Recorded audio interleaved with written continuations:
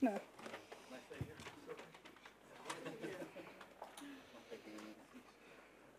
Okay, we welcome you all to this, yet another Europe seminar on Europe after Brexit. We had a seminar last week also about this topic, and now it's a bit different, but still somewhat related. When the UK leaves the EU as planned in March 2019, the political ballgame in Brussels will change profoundly. And yet we don't know exactly what the consequences will be for the different countries and for the EU as such.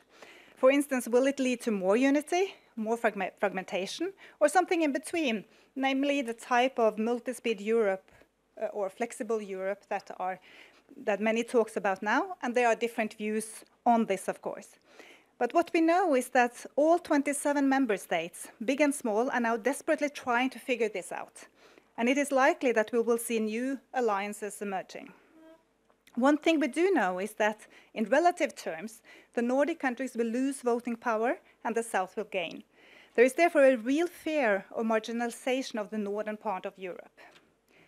Last week we had a seminar on how Denmark and Sweden both have traditionally been close to the UK and are relating to this new situation.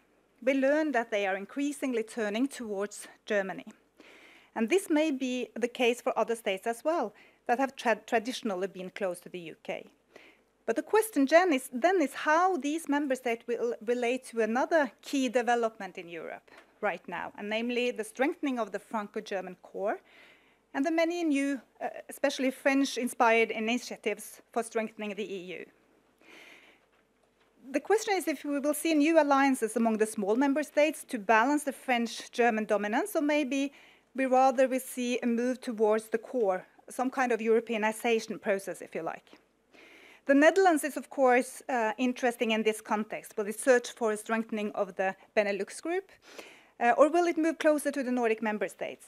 Or will it move closer to the Franco-German core? And we are, of course, also interested in what kind of consequences these new alliances will have for non-members like Norway.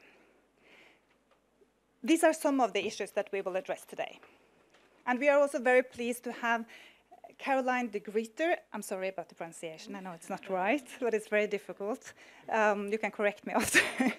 We are very glad to have you here to give your views on this. And Caroline is very well placed to talk about these issues, as she is an author and Europe correspondent for the Dutch newspaper NRC Handelsblad.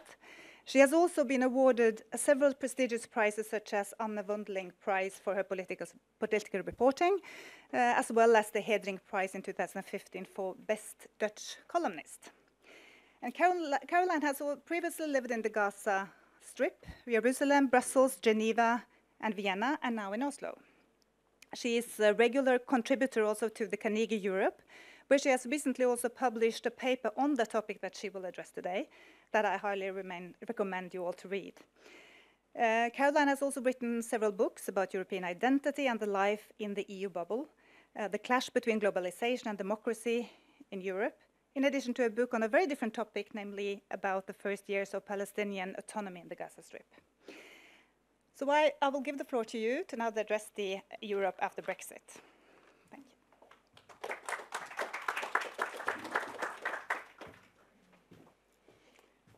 Thank you, Pernilla, for these kind words. Thanks that you have all come here this afternoon. The EU after Brexit, I think, will be a completely different beast from the beast that we all know now.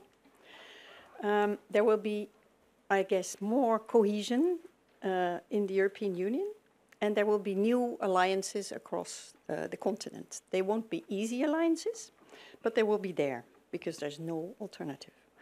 And I think in that sense, let me start by saying something very provocative. I think in that sense, Brexit is a good thing for the EU because she was stuck before. I'm not sure all the Irish will agree, though. Brexit will completely change politics as it is conducted in a mechanical way, because there's lots of mechanics there. till now.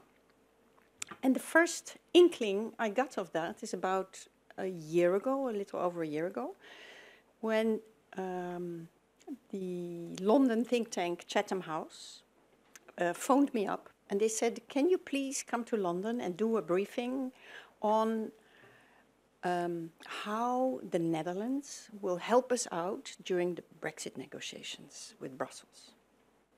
So I thought, how the Netherlands will help the UK out?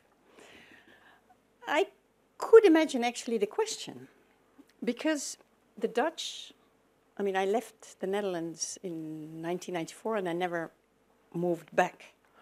But still, it's the country I know best, I guess, or almost best. The Dutch are very, very Anglophile. We live on the continent. We're a province of Germany. We're not the only ones, of course.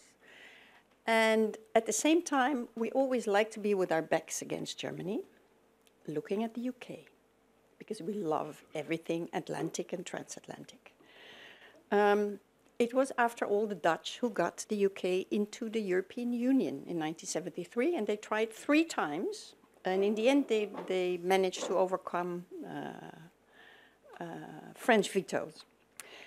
From the moment the UK entered the European Union, the Dutch were happy as babies, because they live with one leg on the continent in the economic reality of being a little state next to Germany. And we have the big German port, after all, in Rotterdam. On the other hand, we dream of being in some kind of a transatlantic mindset. So for the first time since European integration started after the Second World War, the Dutch had both worlds united in a way, with the UK in. And this was the time that everybody remembers best about the Netherlands in the EU. People always ask me, how come there's so many Eurosceptics in the Netherlands? You love Europe, don't you? We know you as very, very happy about Europe. But this memory goes back only to 73, because this is when the Dutch were very happy in the EU, jumping into Schengen, jumping into the Euro project. Everybody lost their reserves because the UK was there too, so nothing bad could happen to us anymore. So I expected, actually, going to The Hague, talking to people in all kinds of ministries, I expected to get some clues about how the Dutch would be able to, or wanting to at least, help the British out during its Brexit negotiations with Brussels. I was entirely wrong. What I heard everywhere was a big, big, big no in capital letters. We're not going to help the British out.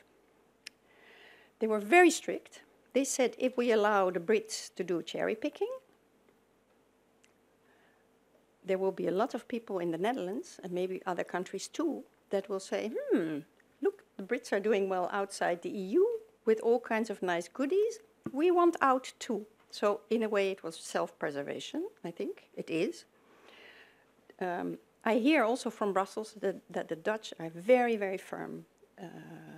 They're very happy with Mr. Barnier negotiating with the UK, although the Dutch, and this is something that never changes, I guess, when something goes wrong in Europe, they always blame the French. They never trust the Frenchmen, even if they smile at them, and even if they manage to agree on some issues. But no, this time they're firmly behind Barnier. They are also, so the first reason is no cherry picking, because this might unravel the whole thing. The second thing I heard is like how everybody all of a sudden, because they had been looking into ways to help the UK maybe, how everybody all of a sudden realizes that everything we have, the whole structure, from aviation to veterinary systems to Euratom, for instance, the nuclear story, how everything is European. And this has nothing to do with ideology. This has nothing to do with morale or anything. It's just on an operational level. And if, for instance, the Dutch would like to help the Brits on aviation, then tomorrow maybe Poland or Germany would, try to strike its own deal with the UK as well on a different field, say the veterinary field. And then within a week, this whole European edifice, in a way, this very complex operational system will fall apart, and it can go very quick. And there's a third thing that I heard in The Hague a year ago, is that why do you keep talking about these things? I mean, Brexit is done. We have to look forward. So all of a sudden, the Dutch, who were with their backs against Germany, being a province or not, looking at the UK, they are turning. They had turned already, in fact. The same Dutch who 1 year before, ahead of the UK referendum on Brexit, they bent over backwards to find, Prime Minister Rutte. He was very close to Cameron. Cameron was very popular in the Netherlands, so he bent over backwards to find a way to compromise and so on. All that didn't work. And then it was almost with a relief, I think, that the Dutch had started to focus on what comes next. Because what does Brexit do? Pernilla already said the North will lose influence. In fact, it will lose, when the UK leaves, it will lose 12% of its voting power in Brussels, which is a lot. So this will affect all the liberals in the North. As a consequence, the South will probably, whether they use it or not is a different issue, but potentially they will become stronger. And this is, of course, not what the Nordics want. In order to make up for that 12%, they will have to look for new friends and allies all over Europe. So the whole game of pushing something in Brussels or blocking something in Brussels or try to bend things in Brussels your way in terms of decision making, those games are completely changing. Not only for the Nordics, but also, for instance, for the non-Eurozone countries, who are always anxious to see what the Eurozone is doing, for instance, concerning banks, and who are always desperate to make themselves heard, and sometimes they have, of course, legitimate worries, and they always used the UK as their big tutor to slam on the table and make even France and Germany listen. I mean, the Czech Republic on its own will never manage, or Sweden will never manage to raise their voices like that. I mean, they can raise their voices, but nobody gives a damn, probably, or not really. Even France and Germany will be affected. Germany very often used the UK against France. Those étatistes in Paris.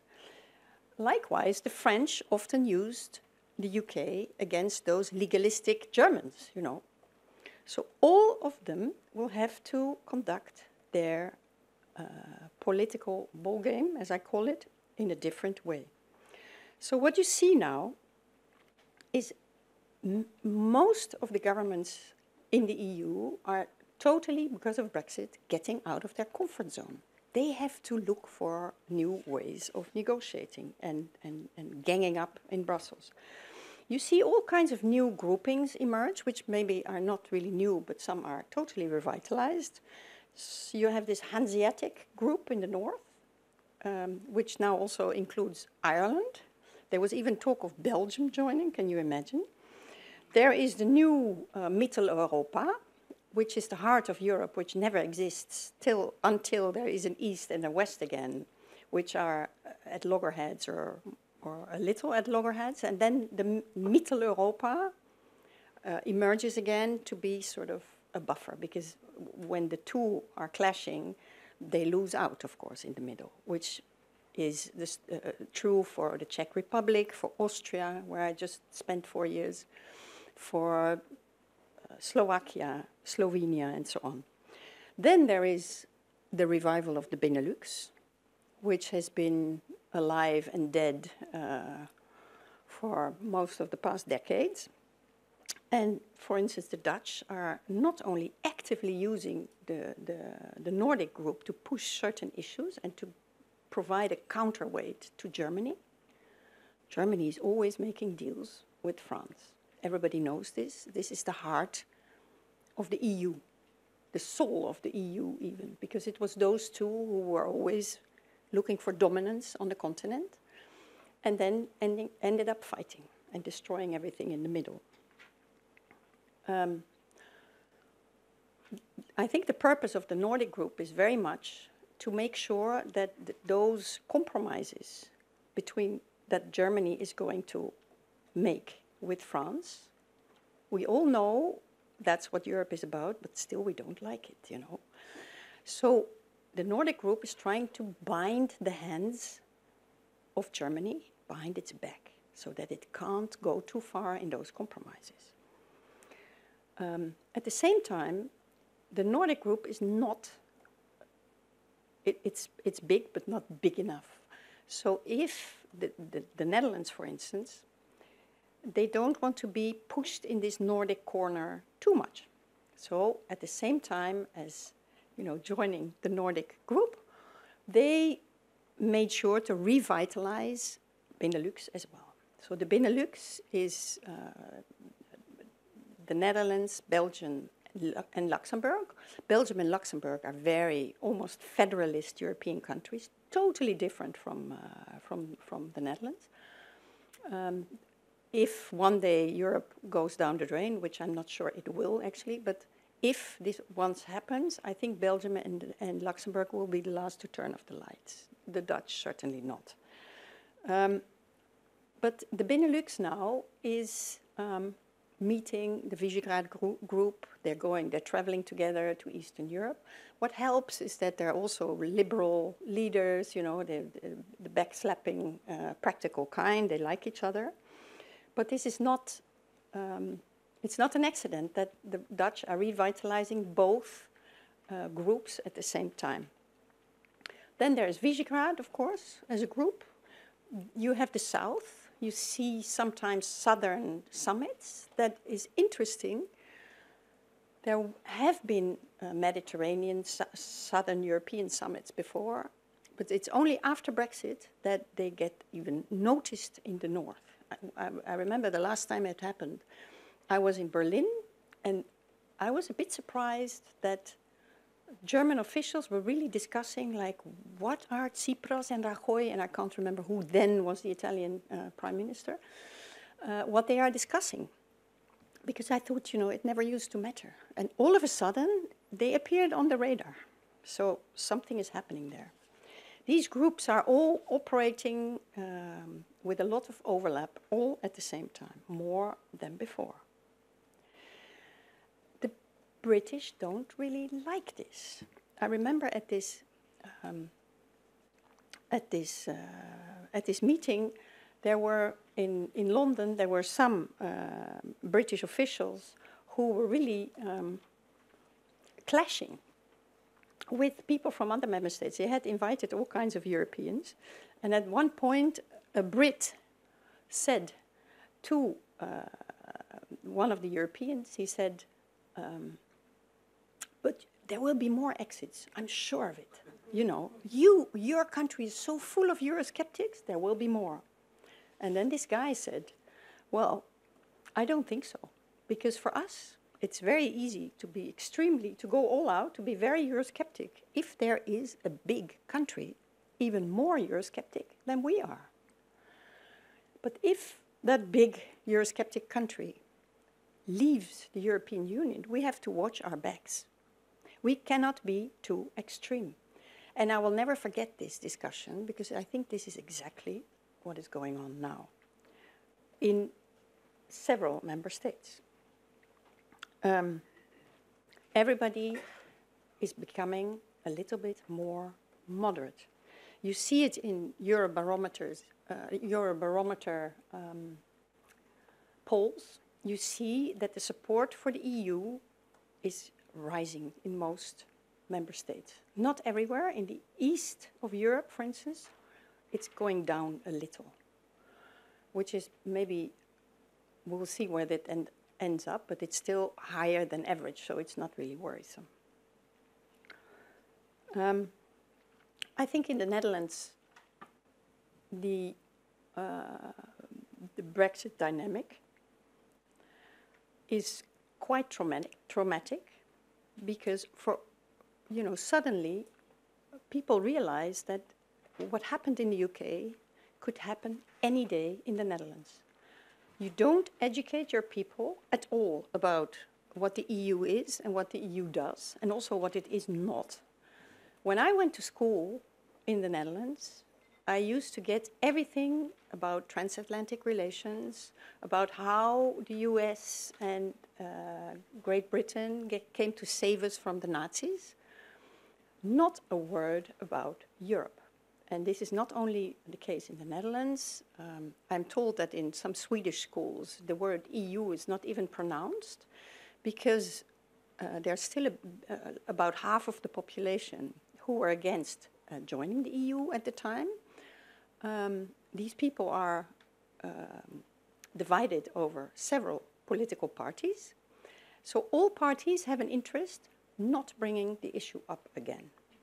So when in certain schools there are teachers who were against, whatever they are, conservatives, socialists, who refuse to treat the issue in their history class, nobody acts. I wrote a story recently about a Dutch, we call it inburgeringsboek, which is a book like 200-something, 35 pages, I believe, that people who want to become Dutch, they will have to learn it more or less by heart. And afterwards, there is this exam that gets more difficult by the day.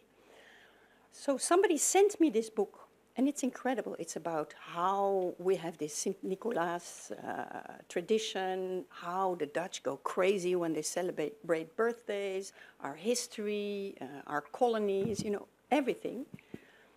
2 little paragraphs in this over 200 pages book about, the international setting. The first paragraph, which you get to at about, page 150, is about the transatlantic relations and everything we got at school, how they came to save us and so on, and how nice that we all were trading like mad with each other and we understand each other so much.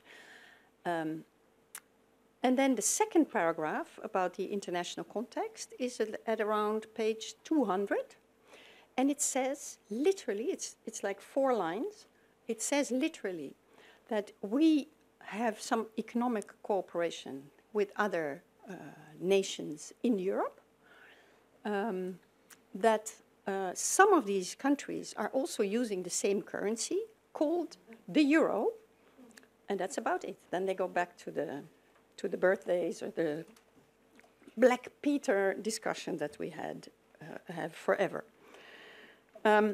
So if in the Netherlands and Sweden and Denmark and many other places, they think about where to go from here after Brexit, they realize that if they continue like this, it may happen elsewhere. So what you see is in many member states, the politicians are getting a little bit more moderate. I don't know if you noticed, but they're yelling less at each other at the moment. They are also a little bit less severe on, Brussels being responsible for all the bad things that are happening to the nation, even if the ministers were there themselves co-deciding, but that they often don't mention, of course. What you also see is that, for instance, we had a new government in the Netherlands by the end of last year. All of a sudden, the new Dutch Minister of Foreign Affairs, he held a lunch for all EU ambassadors, which was already something, I think. And there he said that Europe was much more than a market. Somebody sent me the text, I fell off my chair. He said Europe is much more than a market. It's a community of values. It is something that we created after the World War, after the World Wars, plural, of course. It's about plus jamais ça, never again. The fact that the Dutch Minister of Foreign Affairs evokes this kind of language when he talks about Europe, I mean, it was front page news as far as I was concerned. The fact that he says it in French was even more surprising to me. So all of a sudden you realize how lazy we have been for all those years when the UK was on board. I use the Dutch now as an example often because maybe it's the country I know best, but it's also the turnaround is like 180 degrees, or almost. All of a sudden, the Dutch government, but also the Danish government and other governments are realizing that they themselves are responsible for the perception, or to a large extent, for the perception of Europe in their countries. They can't hide behind the back of the United Kingdom anymore. The Swedish Minister of European Affairs has started a project called EU Handshakes.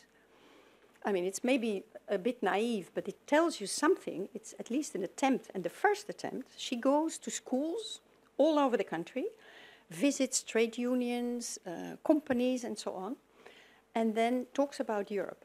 And it's a little bit maybe à la Macron, I don't really know. But the intention is, it's a handshake, so it involves both sides. She goes there and talks and discusses it with them, but they promise to keep talking when she's gone. And then at some point in the summer, she started in December, all these companies and groupings and clubs, they all come to some place in Stockholm, I guess, and they present their findings or whatever they think. Again, it sounds maybe rather clumsily, but it is significant because it never happened before. Nobody actually gave a damn. In Denmark, it's very, very telling that ministers who used to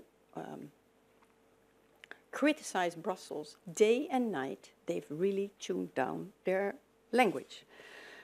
In the non-Eurozone countries, it's actually the same thing, because decision-making in Europe is always centered around France and Germany, in the end. Some say it's like the Protestant North and the Catholic South. Once they, the Germans, they have all the Protestants behind them, and the French have all the Catholics behind them. And once they can live with a certain compromise, they will be able, both of them, to convince the ones who are gathered around them. There is a lot of talk about reforms in the Eurozone right now. I think it's rather important that these reforms are carried out. I'm not sure if they will, to a large extent. We'll see. The French are aiming very high, and of course the Germans are aiming very low, because you always have to ask for more than you can get. This is always so. The press is making is writing big stories now about how Germany is unwilling and so on. Wait and see. I'm not sure. They're sort of positioning themselves. But since everybody knows that the heart of the EU is still the Eurozone, that's where most of the countries are that share everything, and they will, in their interest, they will move on. A lot of other countries who don't have the euro are actually getting a little bit nervous, because at the same time there is talk about the multi-speed Europe or the two-speed Europe.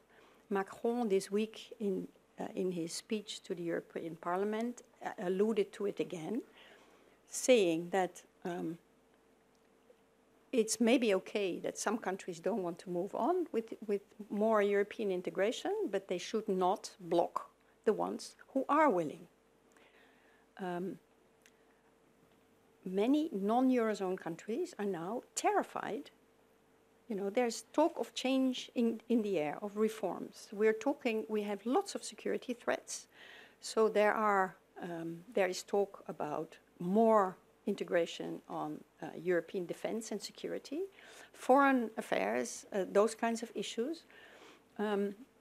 We can expect lots of important issues coming up. If those are going to be decided by the Eurozone countries, the others, they are afraid to end up in the periphery. So what happens? They are moving towards the center. They, for instance, Sweden tried to become a member of the banking union, just to have a little extra hook, you know, so not to drift off. It failed because the government designed it very quickly, and the government was for, but they didn't manage to get the parliament on board either. But they've assured me in many ways that they will probably try again soon. Maybe next year or the year after. The same discussion is going on in Denmark. And for instance, the Czech Republic, they are trying to get monitoring status, which is a different trick to, you know, to remain close to the center. They want monitoring status with the Eurozone. I don't know exactly what that means. I'm not sure they know it themselves. I've asked several Czechs, and I've never had a satisfying answer. I don't think they will get it anyway, but it also is a signal, like, you know, we can't keep up entirely, but we don't want to lose track. And it's very understandable. If the Netherlands is an economic province of Germany, I mean, the Czechs are even more of an economic province of Germany. Lots of production, industrial production, you know, the assemblage is done in Germany, the putting together of the parts, but the factories are in the Czech Republic. So they better keep, you know, close to the Eurozone. So you can say, actually, that most countries are moving towards the middle, not because all of a sudden they've fallen in love with the European Union, but just out of necessity. Because if you want, and this is the trick, of course, if you want to be heard in Brussels, you can't afford to be too far off. You need friends, you need to compromise, you need to keep closer to each other. So I would say the polarization in Europe, and we've seen lots of that over the past 10 years. We had the banking crisis, we had the euro crisis, economic crisis, refugee crisis. It was a permanent state of crisis that we lived on, and I spent most of those years in Brussels reporting about it. It drives you crazy. And the only thing you want is less of that crisis. But the polarization was very extreme. First north-south and then east-west. My feeling is, and what I see is that this polarization is, everybody is, after Brexit, very much aware how it can actually kill everything. They count their blessings all of a sudden. So Europe is not only getting a little bit more moderate, it also moves in a way. When you come to ministries in whichever member state, they're all full of people who understand now that there's a new ballgame going on, new political ballgame going on, and they all want to be good at it. It's like, you know, it's a bit macho sometimes. They all want to win. So this, it creates appetite, it creates adrenaline, it creates some kind of I'm not trying to exaggerate, but I really see a difference. It creates a new energy. All of a sudden, ministers and prime ministers, but also civil servants in the ministries of transportation or the economy or environment, they're traveling all over Europe. And I think it's hard to underestimate this. There are people who are telling me, for the first time I went to Bratislava, and I knew my counterpart because he's always in this big meeting room in Brussels. He's always on the other side of this oval table. So I see that somebody is sitting there, but I can't really see his face. I can't see if he's on his mobile all the time or that he's really listening to the discussions. And we greet each other in the corridors, and that's about it. And this, for the first time, we sat down and discussed issues. What happens in every capital is that if you have to negotiate with multiple partners, you have to make a list of your priorities. But you also have to make a list about what you can give away, the quid pro quo. So if the Dutch Prime Minister visits the Austrian Chancellor and he says, on the budget, this is really one of my priorities, that, you know, we're a net paying country, we don't want to pay a cent more. I mean, the Dutch are stingy and they will remain, that will not change, I think. And the Austrian Chancellor, he will, in return for his support, he will want, for instance, some support on enlargement, maybe? Could be, I don't know. So if enlargement is not one of the big problems for the Netherlands, they could exchange. They could exchange, but that also means, suppose this happens and the Austrians start moving on enlargement, because it's their backyard after all, the Balkans, and it's extremely unstable nowadays. So from their point of view, you can easily understand why it's their priority. The minute the Austrians start moving on that in Brussels, the Dutch will remember, okay, we support this. I mean, we don't care, or maybe a little, but it's not our priority. So we cannot openly contest this. So what you saw before is that many governments, on issues that they didn't care about, they could be very critical, and they would always be very outspoken. Even on that, they will have to tune down. They can't be very critical, because even if it's not important for them, or they don't like it even, it is for one of their new partners. So it brings everybody a little bit more closer together. I think you can even see all this, and all this because of Brexit. Brexit put... before Brexit, I think the EU, also because of all the crises, was very much like a fish on the beach. It ended up there and it was unable to move. Some even compared her to a dead horse. You know, you're pulling a dead horse, but it doesn't get anywhere. Since Brexit, it is moving again. Nobody knows exactly where it goes, but there is some kind of movement again. And I think this is it's almost imperceptible because we don't know the destination.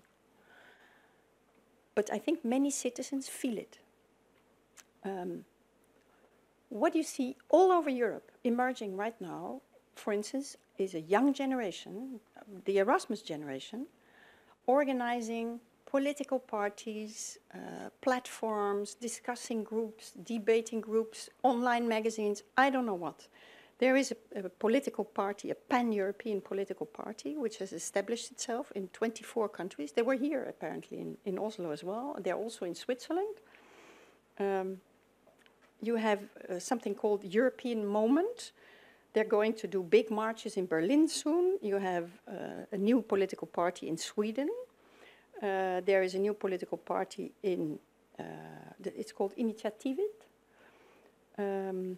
Anyway, there's lots and lots and lots. And all of a sudden, you see those same Europeans who were always watching television, sitting on their hands thinking, oh my God, the whole thing goes down the drain. These people are taking to the streets. They're waving European flags. Maybe they will not change the course of Europe, but the fact that they're out on the street, they want to make themselves heard, is changing something anyway. In a way, you see the same thing in America. Remember, after the Parkland shooting in February, all the politicians, they were saying, you will never manage to change those gun laws, and you're not going to do it. And these young students, some of them were 16, 17, in their small communities, they were so fed up with everybody telling them, the National Rifle Association you will never manage, don't bother. And they thought, we're young, we need to dream. We need a way forward, we need a horizon, let's go. And now they're discussing stricter gun laws in the United States. I mean, it can be done, I think. This is why you see that the Eurobarometer is, also why you see that the Eurobarometer is up and up and up, I think. People are maybe not happy with the EU, but at least they're happy in the EU. Now, we've had a little bit of everything. Norway, maybe. No, let me say a little now. The member states are negotiating a divorce agreement with the UK. It's still easy. Why is it still easy? Everybody's surprised that they agree about so many things. I'm not very surprised, actually, because there's not much to negotiate about. The EU is a community of law. So we're all different, and we all have different hang-ups. We all have different demands and wishes and traumas. But the law is the same for everybody. This is why it's very difficult, after all, to be flexible with the UK. Apparently, the main negotiator in Brussels, Mr. Barnier, is not really negotiating. He is just explaining how things work and reiterating to make them understand, look, we can't. We cannot. We cannot just undo European law just for you. I'm sorry. But this will change, of course. So in a sense, it's very difficult, very easy for everybody to be, relatively easy to be behind Barnier, although they have their, every country has its own worries, of course. The big test will be, I think, when this is negotiated and they start discussing a new relationship. I think because then you're in a different territory. Then you're not talking about tweaking EU law, for somebody who wants to leave. But you're talking about a new relationship. And for instance, in the field of fisheries, I mean, several countries are already lining up to strike out on their own. It will be much harder, I think, to keep the unity when they get to that stage of the negotiations. I was in Switzerland a couple of weeks ago, and it's very interesting to see how Switzerland is sort of a hostage, you can almost call it, between the UK and the EU. And now I'm slowly getting to Norway. For instance, what you see happening, the Swiss have a different relationship with Brussels than Norway. Norway basically has one deal, and it automatically transposes decisions from Brussels, even things that they don't have to transpose, but it's easier, so they do it. The Swiss are more cherry pickers. They have like over 100 bilateral agreements with Brussels. And they're notoriously difficult. I've lived in Switzerland too, so I've reported on many of those. They're always creating problems about money and everything. And now this it's like a fragile set of bilateral accords that the Swiss have with Brussels. And if one of the parties undoes one of the accords, all of them are terminated automatically. So with all these Swiss referendums, everybody's permanently on their toes. So they're now negotiating with Brussels about how to put everything in a more solid framework, in a way not exactly the same, but in a way like it is with Norway, so that you don't have, you know, hiccups every day or twice a day. And what you see now is, for instance, that the EU finds it very hard to be flexible. When you negotiate, both sides have to be a little bit flexible, because otherwise you can't do anything. For the EU, it's very difficult to be flexible, to show some flexibility with the Swiss because of Brexit. For instance, the Swiss, although they're not in the EU, they're participating in almost everything. They're more in the EU than the UK is. This is the big irony of the story, of course. So the Swiss, and we are like-minded anyway. So often, when there was a meeting in Brussels on some issue, they would let the Swiss in. It's like, you're not a member, but you know, we're cooperating so closely, and you're joining all our programs and so on. So come in. You can't decide, but at least you know what the discussion is about. If there's something you really have trouble with, you can, you know, from the outside, start talking to some of us, and maybe this was like a nice arrangement for the Swiss. Now, the Swiss are telling me that they're not allowed in anymore. Because, of course, the EU is afraid if they do this, then the Brits will say, ha, if the Swiss are sitting there, we want to be there too. And if the Brits are sitting there, very nicely, and some Dutch people find out, or some Danes, or some Irish, they say, ha, it's very nice actually to be out of the EU. Huh? You can still join the meeting. Maybe you cannot co-decide, but you know, you shove that a little bit under the carpet. People don't have to know. So we want out too. And before you know it, this could unravel the EU. It could very well. So the Swiss are feeling a little bit unsettled because of Brexit. And apparently the British are also telling them, look, why don't we team up together? We are both interested in the same thing, which is access to the internal market. And we both have a huge financial sector. So we converge on the main issues. Why don't we team up together? The Swiss find it hard to find an answer for that, because they don't know where this Brexit story is going. They don't know where the EU is going. They don't know what the future relationship between the EU and the UK will be.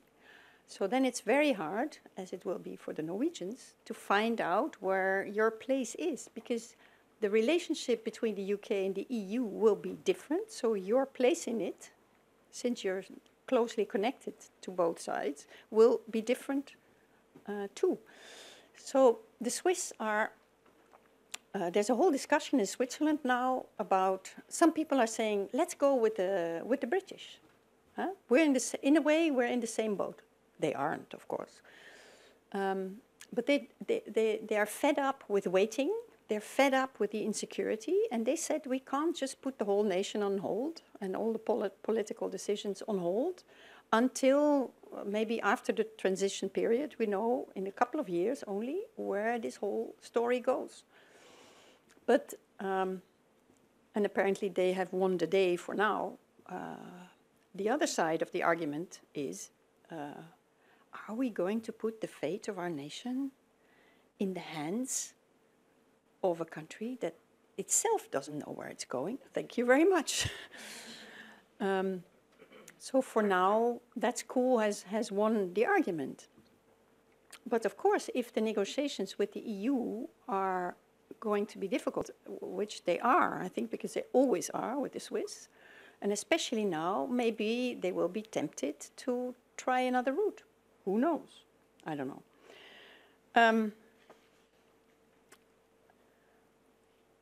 So this applies, in a way, I don't know what is going to happen between the EU and the UK, where they will end up. I suspect that there will be some kind of a soft Brexit, because a hard Brexit will be too disruptive for everybody.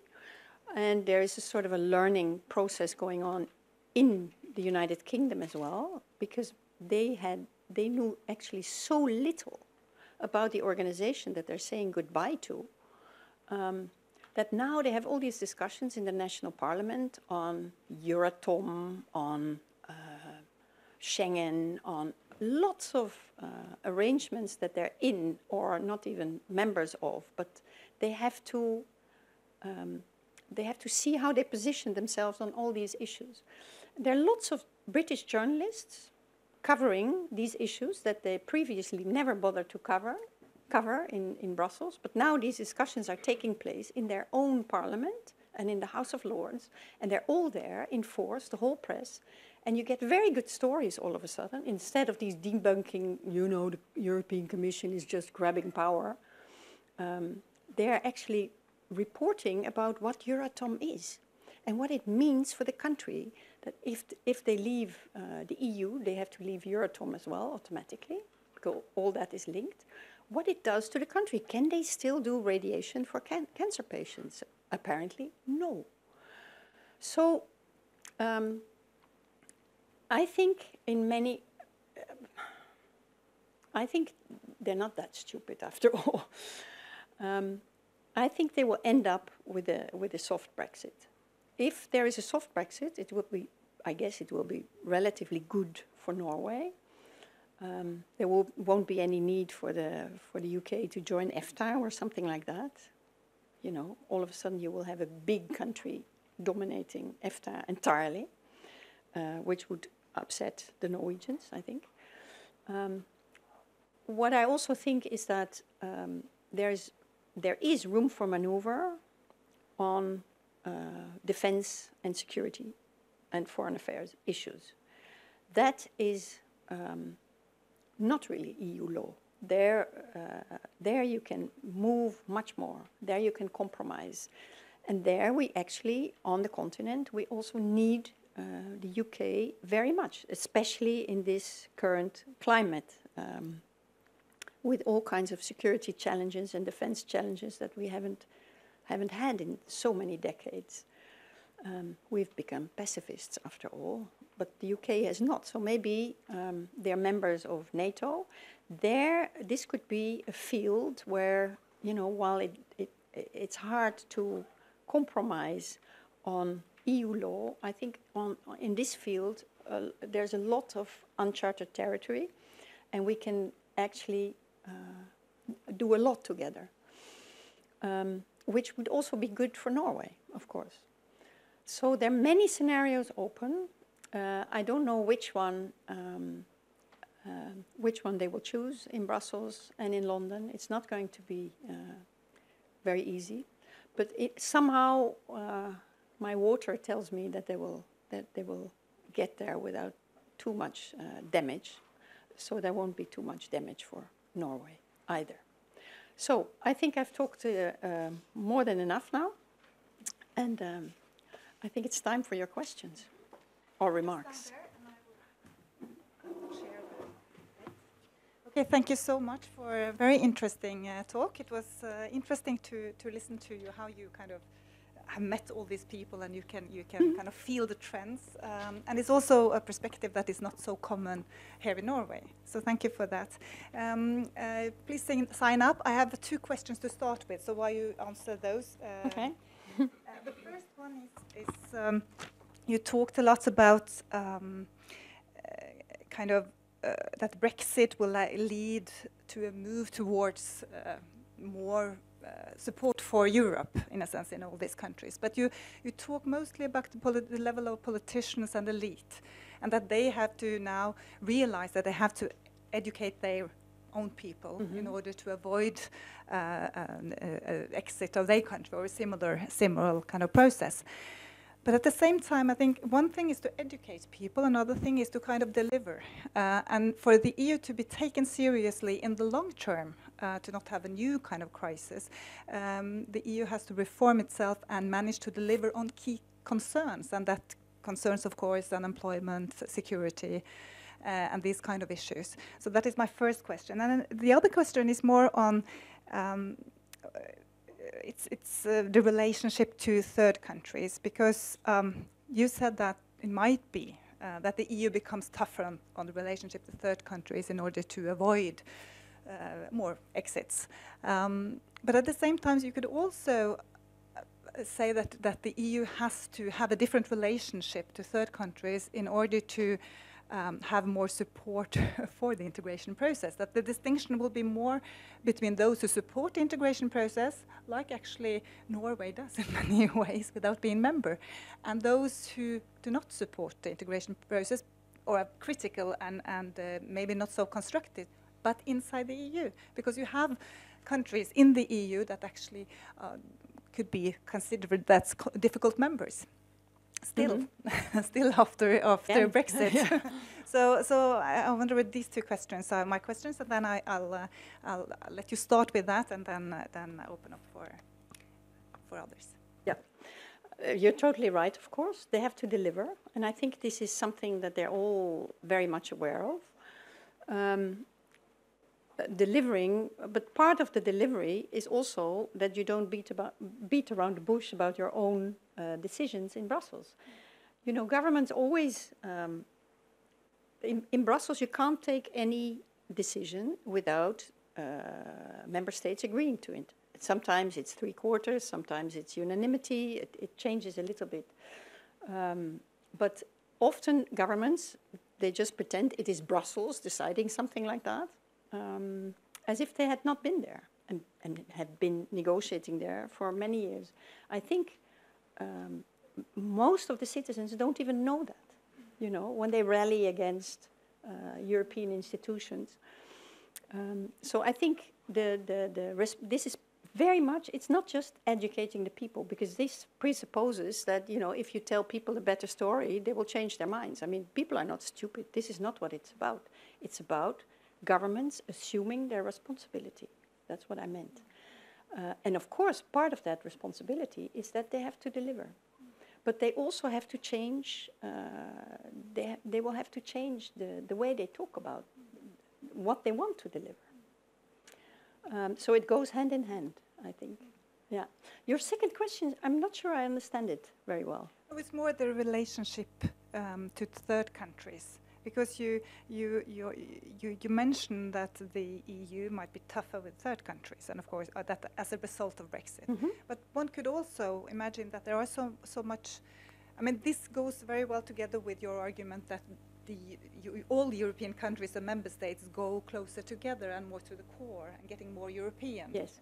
But we see now that this is not the case. I mean, you have Hungary, you have Poland, you have a lot of countries that are quite skeptical about where the EU is going still. So you could see that in order for Germany and France to succeed in their integration endeavor, that they actually need support from third countries that are in support of this process. And this is, of course, Norway is a very particular case in that sense, because we are very much supporting, at least on a political level, the process in the EU. Even Norway has a policy towards the neighborhood, the EU's neighborhood, which is very much in line with the EU, and we actually support and help these countries with kind of managing to comply with the criteria of EU membership, and even though we want to stay out, so it's a bit paradoxical. Yes. So that's why maybe you could see this trend as well. So not this kind of member non-member, but more kind of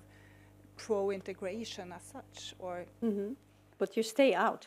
And that's probably good, because if half of the people of Norway don't want to join, or even more, then by all means you should stay out and keep as close as you possibly can. So I don't see that there will be a change there. It's of course, sometimes, you know, I travel to Poland and then I travel to Switzerland, and it's very strange to see that actually the poles are yeah, they're drifting off in my I'm sorry to say, they're drifting off in a juridical way, and at the same time you go to Switzerland and they're very close to EU law over there. Huh? Yeah, this can sometimes seem as a contradiction, but yeah, you know, we all have to live with contradictions. I mean, politics is full of contradictions. Mm-hmm. So I don't see actually how we. I think the basic, in a way, Brexit. Before Brexit, we could. I mean, what we offered the UK before Brexit. Actually, some lawyers, some EU lawyers, they said, or specialists in EU law, they said it would not survive scrutiny by the European Court of Justice. But still, the politicians tried. But now, after Brexit, they cannot afford to do this anymore, because then countries there may be other exits, and if, in a way, we formulate, it's like a new mantra in a way. We're saying goodbye, or the Brits are saying goodbye to us rather. So we have to find a common position in our talks with them. That common position is largely made up of laws, the laws that we have. And in a way, this becomes also, by reiterating those laws and the fact that we cannot just, you know, we have a few pillars underneath, that we cannot just undo one of those pillars because a leaving country wants a nice deal. I mean, we can all understand that. I think the pillar becomes even more solid. Some people even say that the whole story of values will be more and more important. And I actually see a point there. And this is very nice for Norway because we largely share most of the values, I think. But I think the EU is really very hurt after 10 years of crisis, after Brexit, because it hurt. And I think they want to close ranks now. And when you close ranks, you not only reiterate the laws, the rules that you have in common. I mean, we're all totally different. Bulgaria is not the same as Ireland. And Poland has maybe not so much in common with Portugal, but still we're in the same club. So we need the rules. So that's first, the reiteration of the rules. Second, reiteration, I think, of what beyond the rules binds us together, which is values. So all of a sudden, this is why you hear politicians in several countries where you expect it the least are talking about values. We have ignored the problems, the mounting problems between Brussels and Poland and Hungary. I mean, I come often in Vienna still. There are things happening there. It goes very fast too. And of course you have to not hit each other on the head, but there is, I think, there comes a point where you have to act. And I think for a long time, because of the crisis and because of multiple crises, because of Brexit, we have not paid a lot of attention to that. I mean, you can't just do everything at the same time. Now we're closing ranks and we're reformulating who we are and what binds us together. So I think the value story will be more and more important. I think so. Thank and you. You can be part of that, of course. Yeah, I think that will be quite easy. Yes. I know what to talk about it. Okay, Karen Sundt. Karen Sun from Sun Energy. I would say not before and after Brexit. Brexit just made it more visible. In a way, it's before and after Maidan. There's been and Holland even had a referendum on it. Vote for your politician, and by the way, should we help Ukraine? Nah. That's a big difference, country by country and voter by voter, of really the fundamental East-West. And since that, so more than 10 years, the Americans have been flirting with the East side. And now there's a pipeline coming, and the Americans don't like it, so they're punishing Germany and France and Holland for talking to Gazprom, and flirting a lot with Poland, the Baltic countries, and the Balkans. And I've been finding that interesting, and a lot of people in my industry, they go, oh, they just want to push their gas. No, no, no. They're pushing policy. It's like Marshall Help version 2, using gas as one of the tools. And I think the more you go into the fundamental values, I mean, Poland and the West, that's where the line goes. And I'm following the Dutch ambassador to Lithuania, and at least once a week, look at all the lovely soldiers coming to help you. Look at all the lovely tanks that we're putting in to support you against the bad guy on the other side. So the new tensions, and then still, so one day we're NATO, one day we want to be European something defense, and the Nordics are even talking their own defense, and then Syria needs some banging in the head, and Britain and France go along with that, so it's not even European anymore. So how do you feel about this, since you talk about transatlantic, how do you feel about this American flirting, and what do you think that would do? Because I think some of the Poles, for example, would find that much more nice than what they're being told by Germany and Brussels. And what is that 10 years ahead? Thank you. Want to take that right away, or? Sure. I see the same things happening, and there are many more things happening. We're not talking about the Chinese and their projects, and how, for instance, in a recent vote in the Human Rights Council, UN Human Rights Council in Geneva, the Greeks and the Hungarians refused to agree with other EU countries on human rights violations in several parts of the world, because the Chinese didn't want it, basically. So there are many of these undercurrents, and this is one undercurrent just, but there are many more. You have the old colonial undercurrents in the field of migration, and it's undoubtedly true that Eastern Europe first joined NATO and then the EU. So that tells you something about some priorities in some countries. At the same time, everybody is aware in Brussels that this happens. But at the same time, everybody is also aware that we should not, this should not drive us too far apart. In a way that we are apart is the normal thing. That's why we need the EU. Otherwise, we start shooting at each other again, as we used to do, you know. We invented Brussels so that we could shoot with words and not with guns anymore.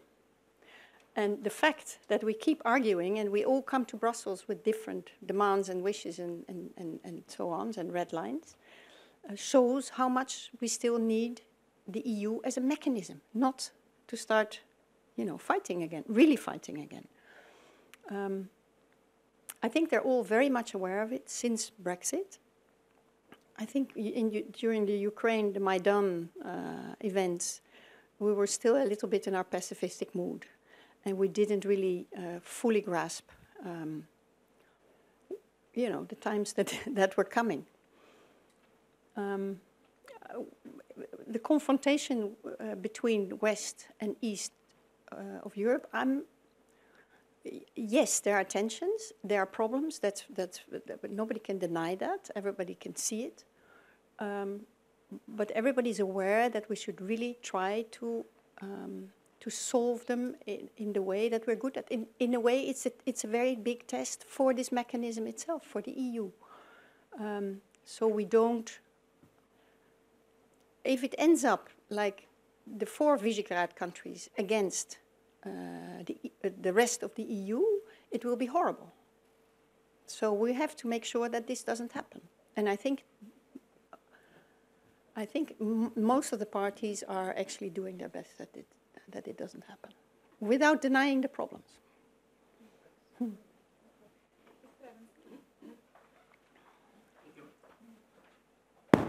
Chris Prebenson, been playing in this field for about 40, 50 years. And therefore, it makes me very aware the geography lesson you have given us, but London has not figured in it.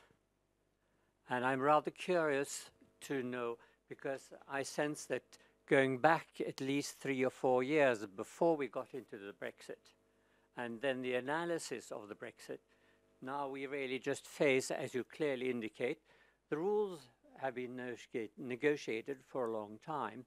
So then you can't argue with the rules, but you still have to find solutions. It would be interesting to have you sitting in London doing some of that too. Thank you.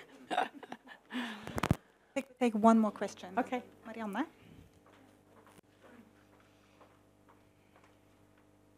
Thank you for a very interesting talk. This has already been mentioned, and you mentioned it a couple of times, but I find that you very convincingly argued that Brexit has brought the member states closer together and also changed their perspectives in kind of thinking of the EU more in terms of values and the importance of the community.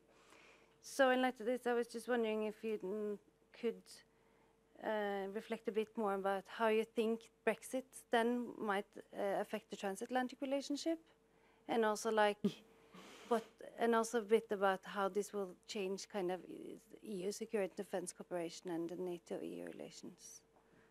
It's a big question, but what is kind of your reflections or your... Okay. I'll start with the London question. I have worked for 10 years in Brussels, so twice 5 years with Geneva in the middle, 4 years Geneva. The first period started in 99. Then the UK was fully engaged with the EU.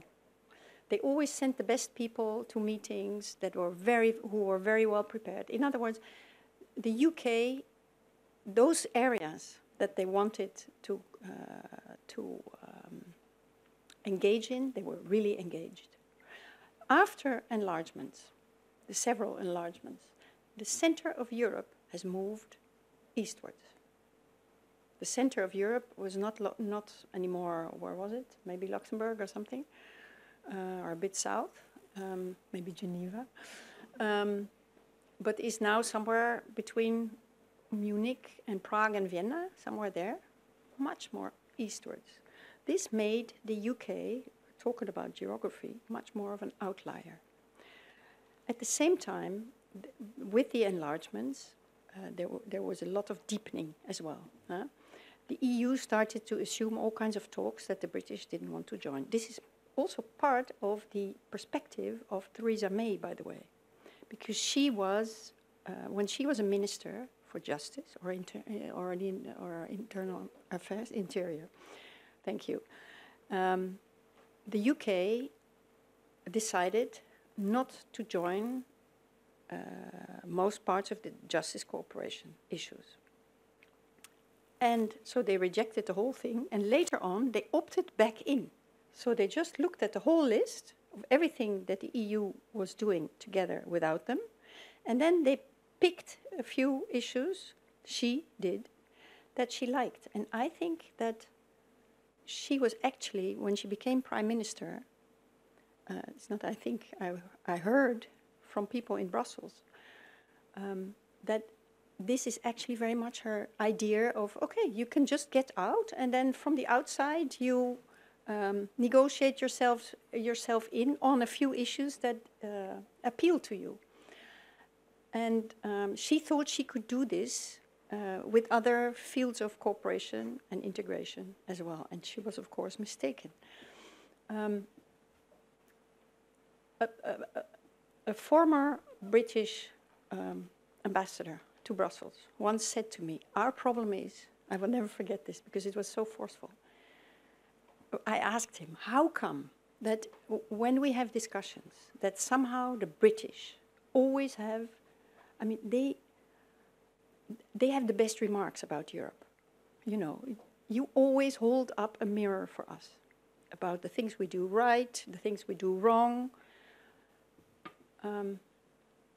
How come that you got this one so wrong? You know, believing we would change everything because of you, because you wanted it. And he said, it's true. We love that role of the mirror of Europe. We're very good at it. We love that role. The problem is we love it so much that we became the mirror.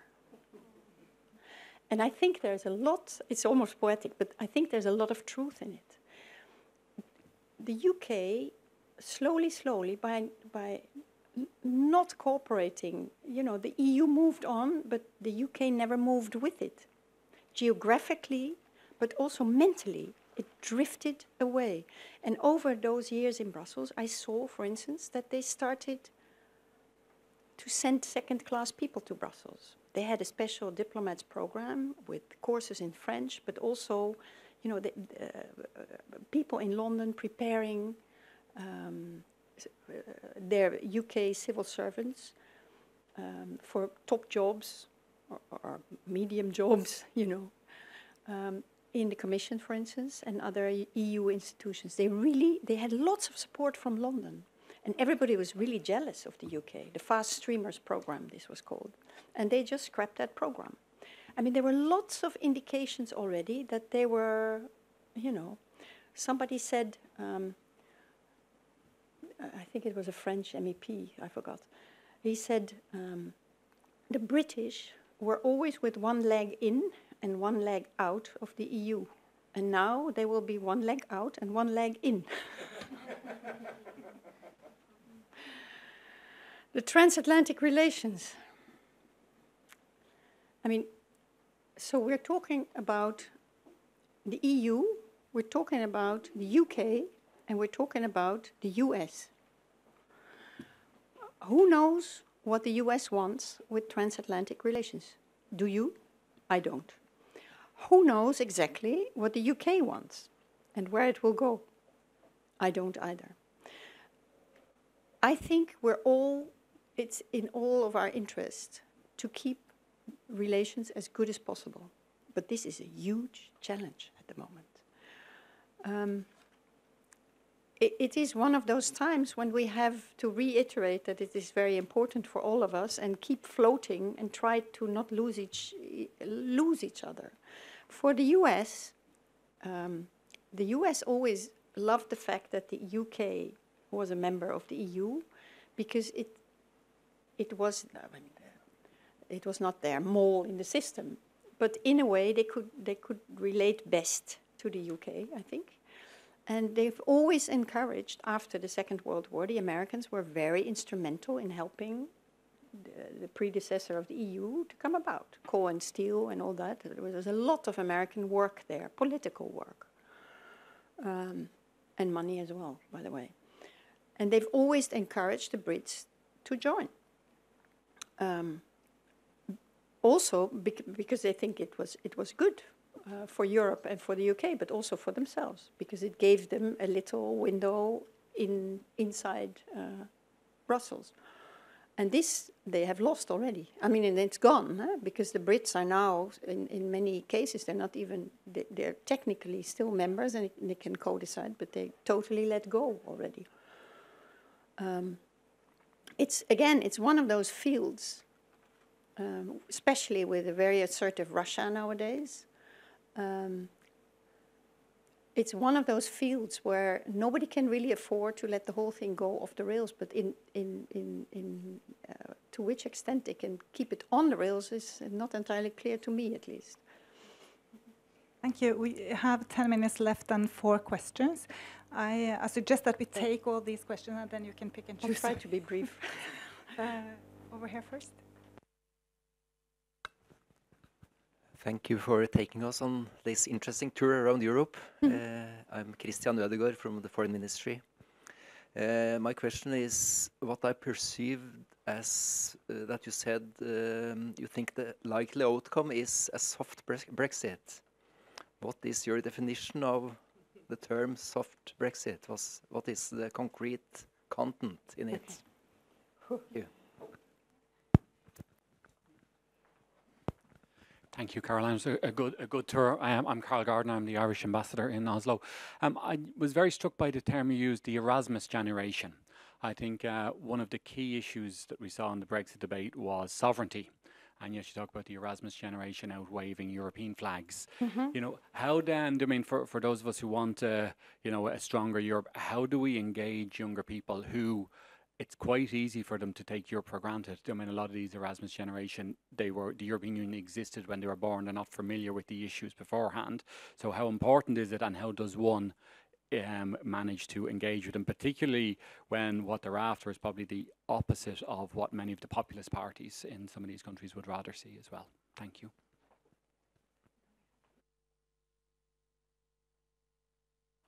Yes, hi, I'm Kirsti Mehti from the European Movement. Thank you very much for your very stimulating talk. My question is about fixing Europe. You were saying that the governments have failed and so on, and the population need to be more educated and so on and so forth. But what about the political democratic system? It takes two to tango. So if you have a supranational democratic system and you have the national democratic systems that are not really well linked, you get the feeling of a lack of losing sovereignty when the national democracies are not more connected somehow. So to me, it seems that there is some work to do on the more structural democratic side that doesn't only involve making the EU institutions more democratic, but also how you engage with the national level. Sure.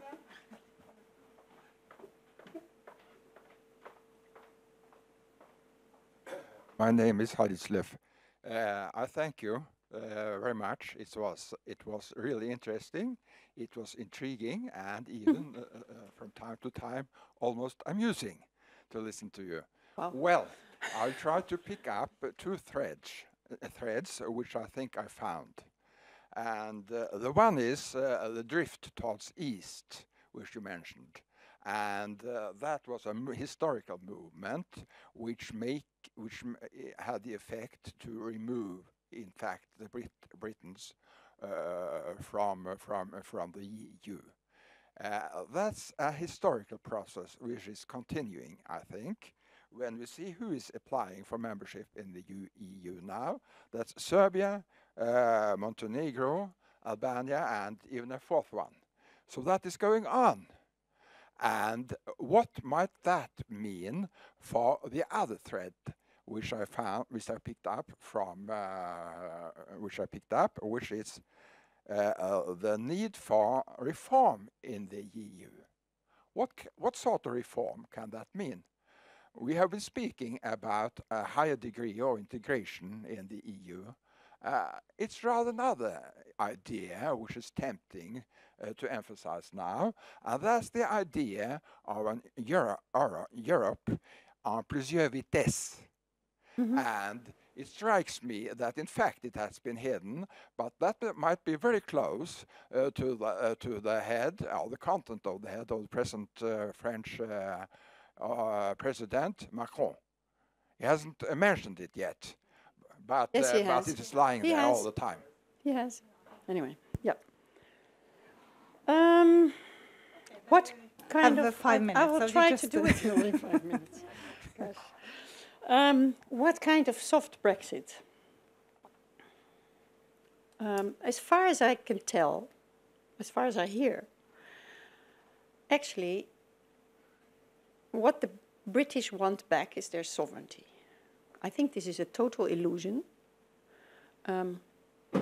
National sovereignty in these days is hard to come by. I mean, even a totally sovereign country abiding by all the international rules will have to admit that, you know, when I lived in Switzerland, Switzerland, a very sovereign, independent nation, not a member of anything except the UN. When I was there, the Swiss banking secrecy was demolished. It really, you can use a tough word like that. Now, most of the Swiss people, they even had voted on it. It was sort of a national holy cow, you know. Nobody wanted to give it up. This is also almost an answer on the globalization democracy dilemma. None of the Swiss wanted to undo the banking secrecy. Still, it was done. And where was it done? On Wall Street. Why? Because the Swiss banks were playing globalization, you know, being the biggest in the world and getting all the clients, and then quickly bringing them back, playing the national game, the national sovereignty game, and putting the money behind the walls of the Swiss banking secrecy. So the American government just took those two banks by the throat and dangled them in front of the Swiss government and said, look, now you choose. Either you play the global game, no banking secrecy there, you know, you abide by the rules for all of us, or if you prefer to keep your banking secrecy, we will revoke their license, banking license for Wall Street tomorrow, which means the banks are dead because you cannot trade in dollars. Well, within 2 minutes, the Swiss government decided. So that's what national sovereignty is worth in these days, you know. There is a very complex network. Everybody and everything is interconnected. In this interconnectedness, I don't know, you know, where exactly the red line is between a soft Brexit and a hard Brexit. What is clear to me is that the language, as in so many cases, and not only in the UK, the language is we want sovereignty, sovereignty, but at the same time, they want to stay in many things, Eurozone, academic cooperation and research, lots of things. They want to keep the health card, reportedly. This is what I call a soft Brexit. That, okay, so you're outside and you're, I mean, you know all about it here in Norway. You sort of sneak your way back in a very pragmatic way.